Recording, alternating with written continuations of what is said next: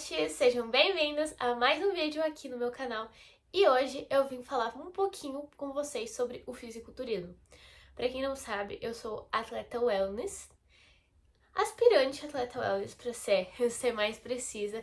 Eu vou competir no ano que vem, faltam mais ou menos umas 19 semanas e eu tô bem ansiosa pro meu campeonato, mas muita gente que me segue, que me acompanha, principalmente lá no Instagram, que eu sou bem ativa, tem dúvidas sobre o fisiculturismo e semana passada eu coloquei uma caixinha de perguntas pro pessoal e colocando lá algumas dúvidas pra eu trazer um vídeo pra cá explicando todas as principais dúvidas. Como muita gente não tem nenhum conhecimento básico mesmo, eu quis trazer um vídeo bem completinho falando sobre a grande parte, como que começa, como que funciona, como que participa, quanto que custa, quais as categorias, as federações. Então nesse vídeo vai ser um apanhado de informações basicão mesmo, pra se tu não sabe absolutamente nada sobre fisiculturismo, tu já sair daqui sabendo, porque muita gente tem algum parente, tem algum amigo que compete e às vezes não entende. Então esse vídeo aqui vai ser muito bom pra quem não tem esse conhecimento básico e já sair sabendo, principalmente sobre o fisiculturismo feminino. Caso vocês queiram que eu traga um vídeo sobre o fisiculturismo masculino, que eu também gosto de acompanhar bastante, posso trazer também. Mas esse vai ser mais voltado mesmo ao fisiculturismo feminino. Para começar, gente, eu vou falar sobre as federações, que são basicamente os órgãos que organizam os campeonatos, assim como tem em vários outros esportes. E a gente tem ali 2 a 3 principais federações, mas tem várias outras pequenas, que aí vai depender da região e tudo mais.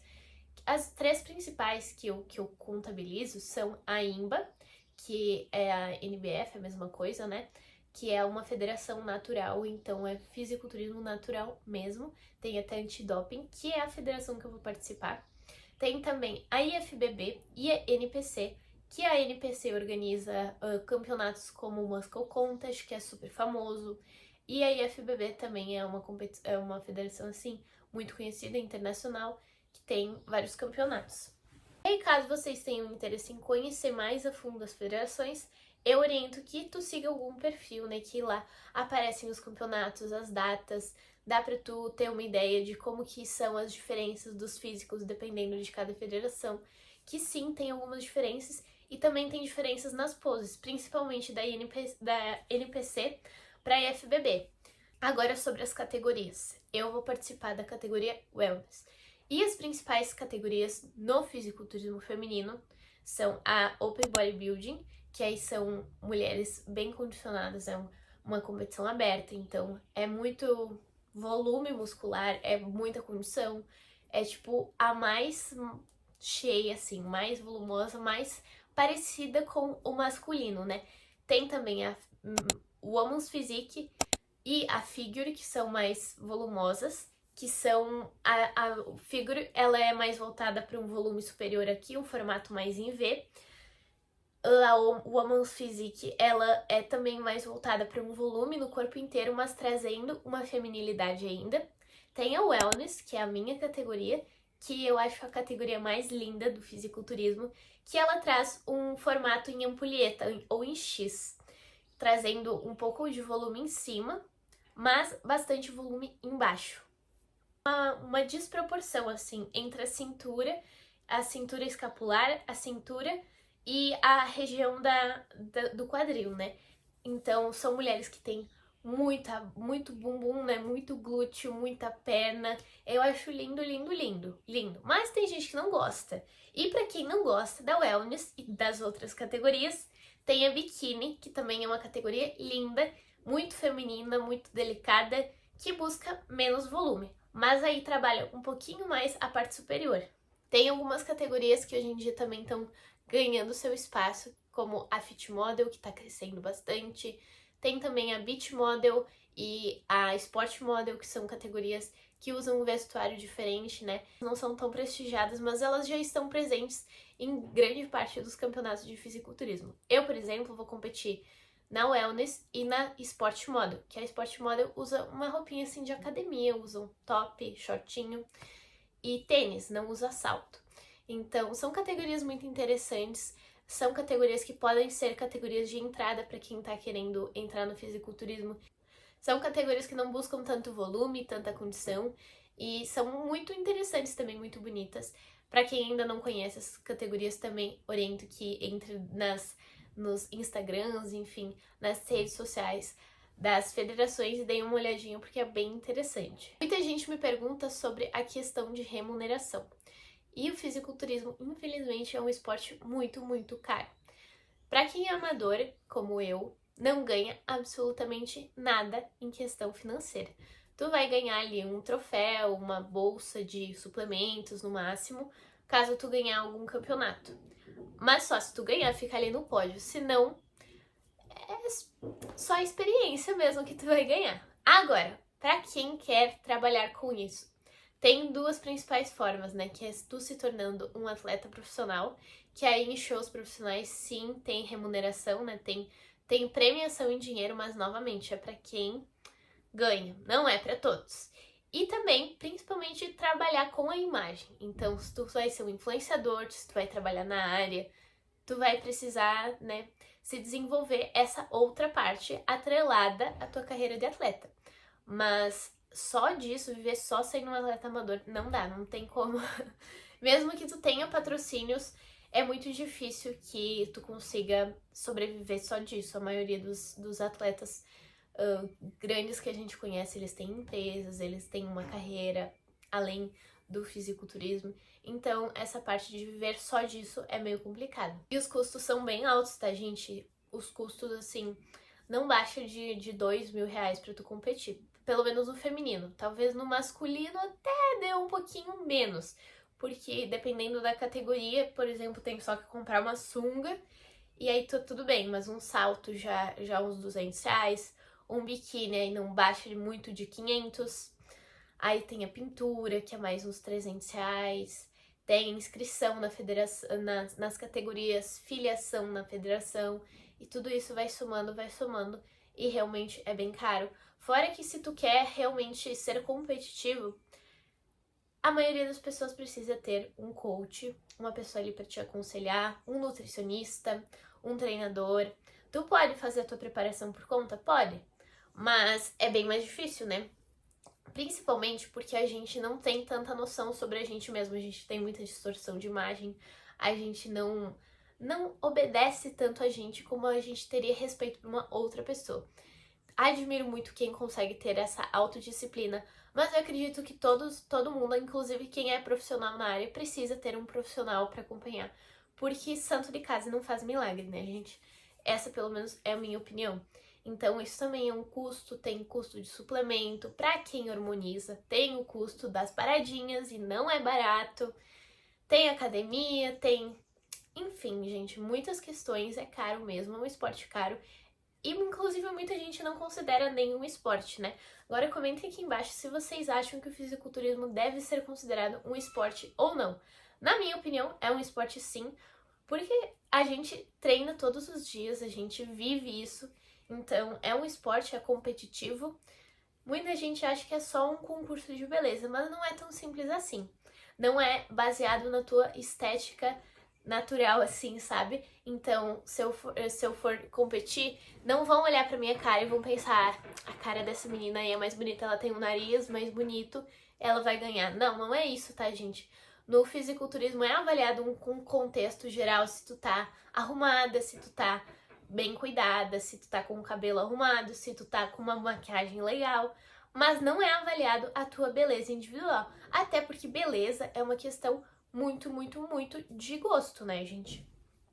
Então, alguns dos critérios que eles avaliam nos campeonatos é a condição, que isso envolve a pele, isso envolve a vascularização, isso envolve a qualidade mesmo do físico. Dá pra tu perceber quando uma pessoa tá com um percentual de gordura mais baixo, quando uma pessoa realmente não conseguiu finalizar muito bem, tá retida. Isso tudo é avaliado dependendo da categoria. Alguns critérios, por exemplo, na wellness, é muito avaliado a gota, que é esse formato aqui que faz da inserção do glúteo no posterior de coxa. É muito lindo isso, gente. E é muito solicitado na wellness. Mas aí os critérios vão dependendo de cada categoria. A wellness, por exemplo, ela é uma categoria que pede por mais volume. Já na biquíni, esse volume não é tão requisitado. Então, a avaliação vai depender de cada categoria. E como que funciona para começar nesse universo? Gente, para competir, não precisa de nada além de dinheiro. Se tu quiser hoje da tua casa ir lá e competir, tu pode, sabe? Mas a questão é quanto competitivo tu vai ser. Então, se eu fosse começar agora, assim como quando eu comecei, eu iria em busca de um treinador de confiança, alguém que de preferência já tenha experiência com o fisiculturismo, alguém que já tenha treinado alguém. Porque é muito diferente a musculação para estética, para lifestyle, para saúde e para bodybuilding, tá?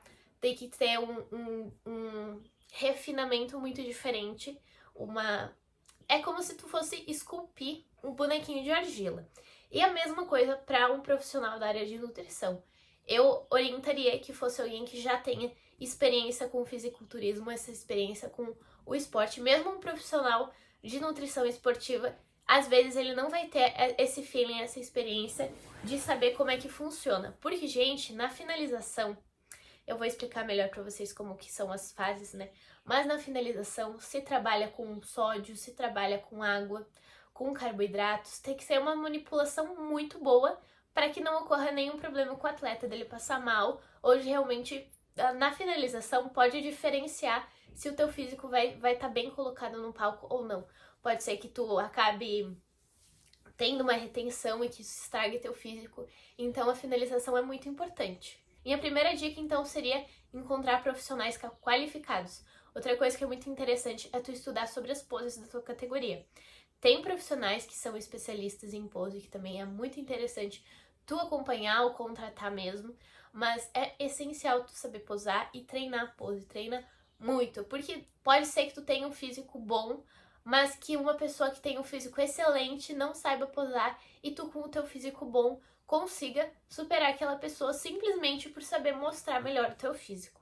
E como eu tava falando, como que funcionam essas fases no processo da preparação? Geralmente tem a fase do off-season ou bulking, que é quando o atleta tá sem nenhum campeonato próximo, que tá buscando um ganho de massa. Nessa fase, geralmente, o aporte calórico é aumentado, o atleta passa a comer mais e principalmente mais carboidrato para ter mais energia para treinar.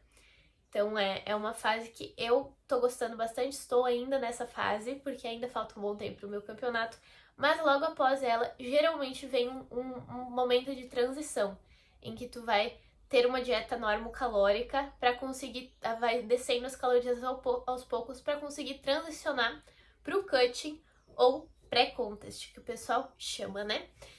Então, o pré-contest é quando tu vai estar realmente secando, vai estar buscando aquela condição que eu falei que é importante no fisiculturismo.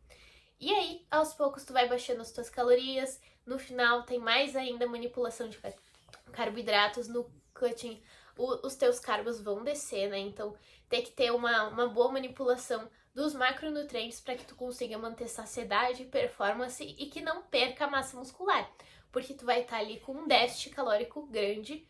Então, é importante que tu tenha uma boa manipulação dos macronutrientes para que tu não tenha uma piora na performance e na qualidade de vida, né, gente? Porque a gente sabe que passar o dia todo com fome, a gente fica estressado, ninguém merece, né?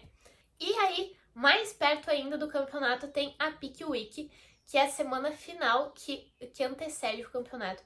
Que é aí nessa semana que começam com mais vigor, né, as manipulações de sódio, de água. Então tem hiperidratação, tem desidratação, tem bomba de sódio antes do campeonato, que geralmente é quando tu vai ingerir bastante coisa de sódio para puxar água para dentro do músculo e deixar a pele bem soltinha. Tem o carb up, que também é para encher o músculo, que tu vai ir tirando, né, o carboidrato, tu vai estar sem carboidrato, tu vai estar depletando o teu músculo, ele vai ficar murcho. E aí, antes do campeonato, tu faz o carb up pro músculo encher.